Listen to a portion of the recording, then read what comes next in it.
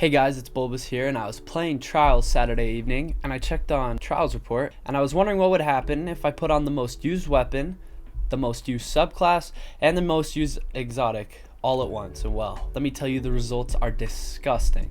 Right before we get into it, guys, I ask that you please like and subscribe. It would really mean a lot to me. I'd seriously appreciate it. I really want to grow this channel. Without further ado, let's get into it. So to start off, it's no surprise we're going to be using the new Trials SMG, the Immortal Adept. On this thing, you are going to want rangefinder and target lock with as much range as you can get.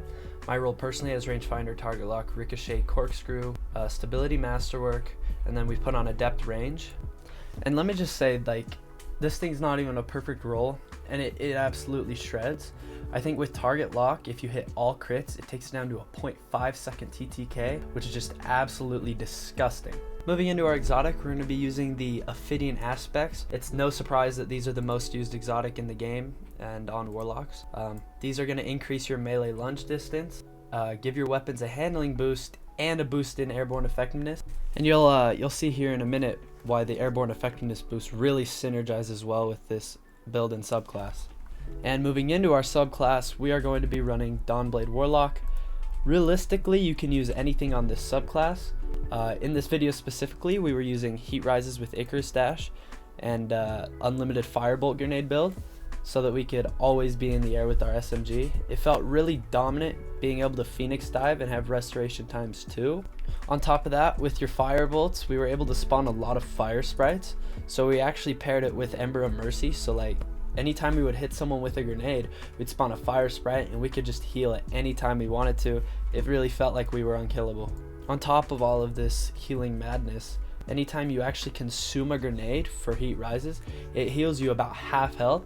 So anytime you were in even just a 1v1 situation, you just pop a grenade and you're back to full health, float right over someone, and it's actually a pretty easy kill. Aside from our Immortal Dawnblade and Ophidians, I was running Beloved with this, but you do not have to run a sniper with this loadout.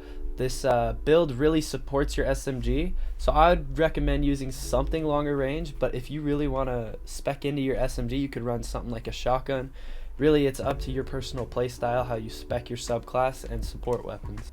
So how I ran this build, every time I would come up to the middle pillar off spawn, pop a Heat Rises grenade, and there was either a place to snipe or someone would run around and you could just SMG right onto their head. Anytime you're actually in the air with Heat Rises, it felt super hard to get outgunned.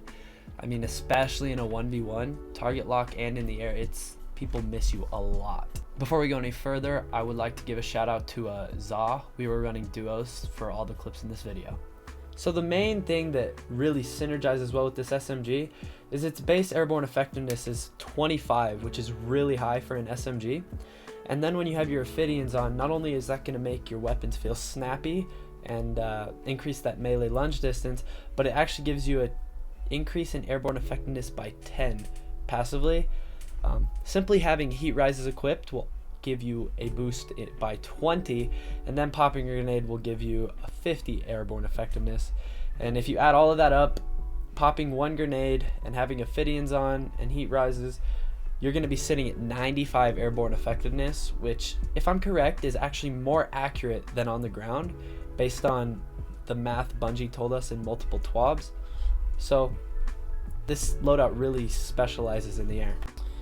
Yeah, so guys, this is definitely the best build you can use in Trials right now. The Immortal is dominating the meta right now, and so are Ophidians and Dawnblade, and when you put them together, as you can see, the results are disgusting.